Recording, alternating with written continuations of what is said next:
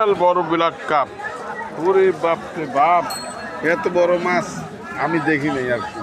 দেখেন কত বড় মাছ, রুইয়ের বাপ বিলাক কাপ।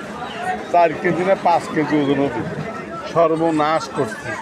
এই মাছ কত বড় মাছ রে বাবা, বিলাক কাপ মাছ, বিশাল বড়। ধান তার পিসা কত বড়।